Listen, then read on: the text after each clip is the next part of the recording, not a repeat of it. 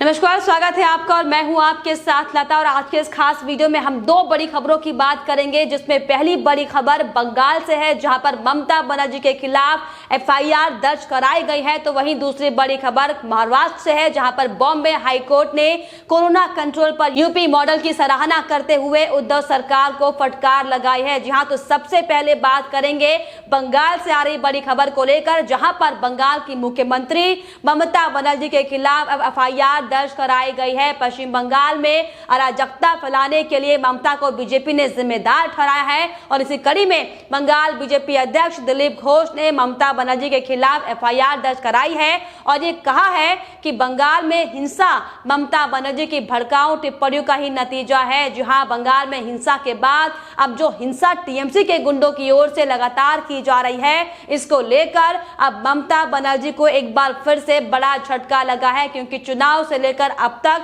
जिस तरीके से ममता बनर्जी सिर्फ और सिर्फ भड़काऊ बयानबाजी और हिंसा को बढ़ावा देने वाले बयान देती हुई दिखाई पड़ रही थी, इसको लेकर बंगाल बीजेपी के अध्यक्ष दिलीप घोष ने मुख्यमंत्री ममता बनर्जी के खिलाफ एफआईआर दर्ज कराई है। यह एफआईआर मेदिनीपुर के कोतवाली पुलिस स्टेशन में दर्ज कराई गई है, जहां दिलीप घोष का यह आरोप है कि चुनाव से पहले ममता की कई भड़काऊ टिप्पणियों के परिणाम स्वरूप ही चुनाव के बाद से हिंसा हो रही है। उन्होंने ये मांग की है कि ममता को उनकी जिम्मेदारी लेनी चाहिए। एफआईआर में दिलीप घोष ने यह आरोप लगाते हुए कहा कि चुनाव से पहले ममता ने बार बार भाजपा के केंद्रीय नेतृत्व को बाहरी बताया था। इस बयान के परिणाम स्वरूप ही कई राज्यों में रहने वाले और काम करने वाले बंगाली भयभीत हो गए हैं। उनकी सुरक्षा अब संदेह के घेरे में। और यही नहीं, इसके अलावा दिलीप घोष ने यह भी कहा कि मुख्यमंत्री ने चुनाव प्रचार के दौरान केंद्रीय बलों पर बार बार हमला किया था। ये सुनकर जमीनी कार्यकर्ताओं ने कई जगह पर केंद्रीय बलों पर हथियारों से हमला कर दिया है, जिसके चलते अराजक स्थितियां लगातार बंगाल में पैदा होती हुई दिखाई पड़ रही हैं। उन्होंने एफआईआर में साफ तौर पर लिखा है कि ममता के खेला होबे नारे के कारण ही चुनाव के बाद भाजपा कार्यकर्ताओं की हत्या, घरों में आग लगाने और बलात्कार की कई घटनाएं सामने आई, लेकिन राज्य पुलिस मूक दर्शक बनी हुई है। ममता ने इन सभी घटनाओं को क्रमबद्ध बताकर स्थिति को और उलझा दिया है और नतीजा राज्य में लोकतंत्र अब खतरे में नजर आ रहा है। तो साफ तौर पर जिस तरीके से आपको बताते चले कि नारदा घोटाले को लेकर जिस तरीके से सुबह से ही सीबीआई के दफ्तर के बाहर टीएमसी का गुंडों का जो तांडव रूप देखा गया था, इन सबसे आहत होकर आखिरकार दिलीप घोष ने ममता बनर्जी के खिलाफ कार्रवाई की मांग की है। क्योंकि पिछले लंबे समय से हम लगातार बंगाल में देख रहे हैं कि कैसे चुनाव से पहले से ही ममता बनर्जी लगातार भड़काऊ बयानबाजी देती हुई दिखाई पड़ रही थी और चुनाव के दरमियान भी किस तरीके से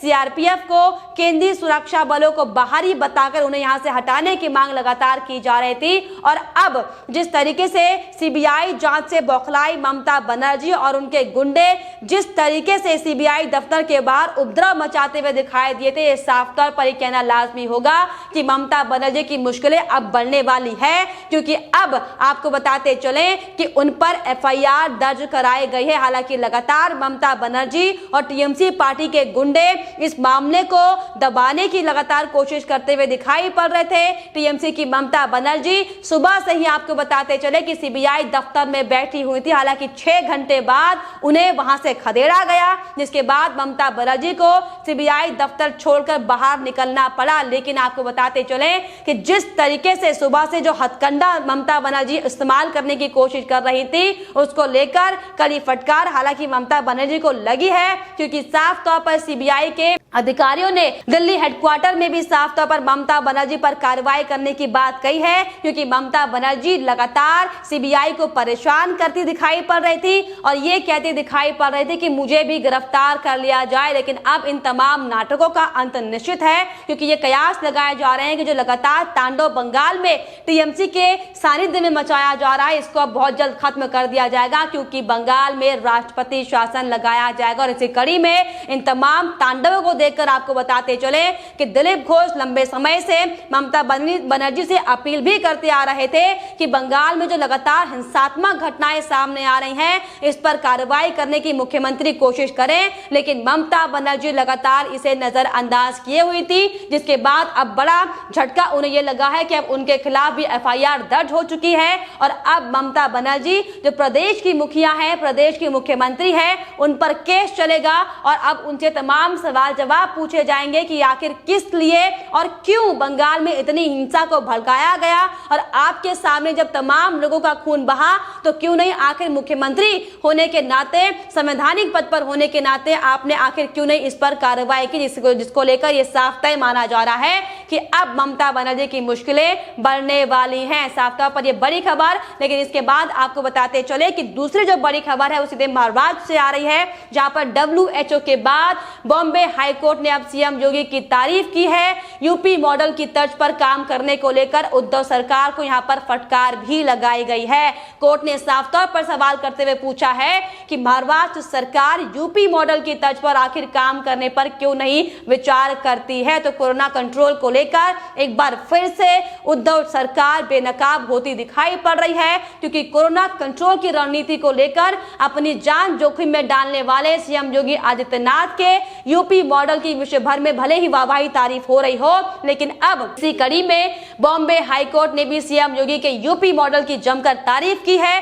क्योंकि उत्तर प्रदेश में कोरोना संक्रमण से लोगों और बच्चों को बचाने और कोरोना महामारी पर अंकुश लगाने के लिए प्रदेश की सरकार ने जो मॉडल अपनाया है उसका अब बॉम्बे हाईकोर्ट भी कायल हो चुका है। WHO और देश का नीति आयोग कोविड प्रबंधन के लिए उत्तर प्रदेश सरकार के यूपी मॉडल की तारीफ हालांकि पहले कर चुका है और आयोग ने जिस तरीके से यूपी के इस मॉडल को अन्य राज्यों के लिए नजीर बताया था, तो वहीं अब बॉम्बे हाईकोर्ट ने यूपी मॉडल के तहत बच्चों को कोरोना से बचाने के लिए किए गए इंतजामों का जिक्र करते हुए वहां की सरकार यानी कि महाराष्ट्र की सरकार से सवाल खड़े किए हैं कि आखिर महाराष्ट्र सरकार यहां पर ऐसा काम करने के लिए विचार क्यों नहीं करती। कोर्ट ने यह भी कहा कि बच्चों को कोरोना से बचाने के लिए यहां पर यूपी सरकार की तरह पीडियाट्रिक इंटेंसिव केयर यूनिट यानी कि PICU बनाने पर आखिर क्यों नहीं महाराष्ट्र सरकार विचार कर रही है। कोर्ट का साफ कहना है कि महाराष्ट्र में 10 साल की उम्र के 10,000 बच्चे कोरोना का शिकार अब तक हुए हैं,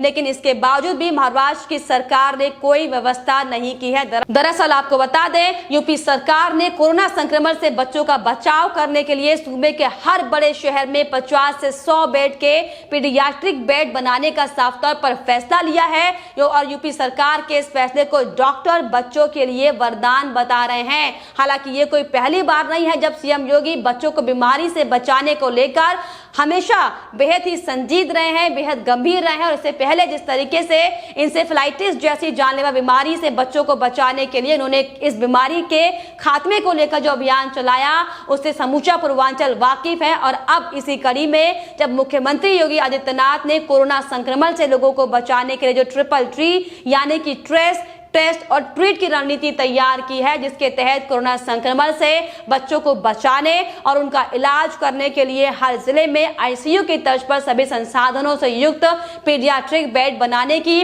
व्यवस्था अस्पतालों में लगातार की जा रही है। और चिकित्सा विशेषज्ञों की सलाह पर ही आपको बता दें कि योगी आदित्यनाथ ने प्रदेश के सभी बड़े शहरों में 50 से 100 बेड के पीडियाट्रिक बेड बनाने के निर्देश दिए हैं। ये बेड विशेषकर 1 महीने से ऊपर के बच्चों के लिए होंगे और इनका साइज छोटा होगा, लेकिन साइडों में रेलिंग लगाई जाएंगी और इसमें बता दें गंभीर संक्रमित बच्चों की इसी पर इलाज किया जाएगा और ऑक्सीजन की सुविधा भी इस पर लगाई जाएगी। और इसी तमाम सुविधाओं को देखते हुए जिस तरीके से महाराष्ट्र में लगातार कोरोना बेकाबू की स्थिति में होता दिखाई पड़ रहा है, जिस तरीके से महाराष्ट्र में आंकड़ों को छुपाया जा रहा है, जिस तरीके से महाराष्ट्र में टेस्टिंग रेट जो है वो कम कर दी गई, इन तमाम मुद्दों को लेकर आपको बताते चले कि बॉम्बे हाईकोर्ट ने महाराष्ट्र की उद्धव सरकार को एक बार फिर से बड़ी फटकार लगाते हुए साफ तौर पर कड़े सवाल पूछे और ये कहा है कि आखिर जिस तरीके से उत्तर प्रदेश के मुख्यमंत्री योगी आदित्यनाथ काम कर रहे हैं, आखिर वैसे महाराष्ट्र की सरकार आखिर काम क्यों नहीं कर पा रही है।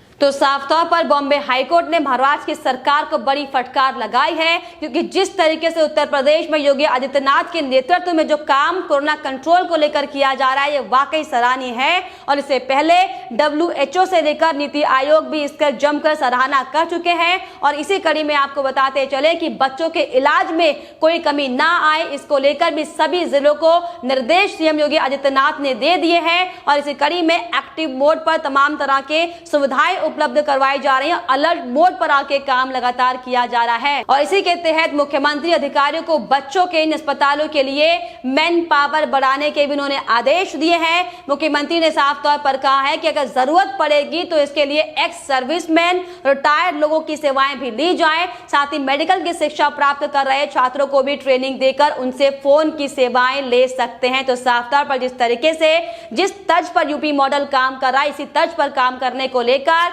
बॉम्बे हाईकोर्ट ने उद्धव ठाकरे को फटकार लगाई है। लेकिन बावजूद इस पर काम करने के लगातार उद्धव ठाकरे अपने घर के अंदर छुपकर बैठे हुए हैं। लगातार जिस तरीके से मामले महाराष्ट्र में सामने आ रहे हैं और जो लापरवाही का रवैया सरकारों का दिखाई पड़ रहा है, ये वाकई बेहद शर्मनाक है। लेकिन इसी कड़ी में आपको बताते चले कि जिस तरीके से योगी आदित्यनाथ दिन रात एक किए हुए हैं कोरोना पर कंट्रोल पाने के लिए, इसी कड़ी में अन्य राज्यों को भी इसी तर्ज पर काम करना होगा। और तभी जो कोरोना का ग्राफ लगातार ऊपर चढ़ता जा रहा है, इस पर कंट्रोल तमाम राज्य के मुख्यमंत्री पा पाएंगे। लेकिन फिलहाल इस पर आपकी क्या राय है, हमें कमेंट बॉक्स में जरूर लिखेगा। साथ ही साथ हमारे चैनल को सब्सक्राइब करना भी ना भूलें।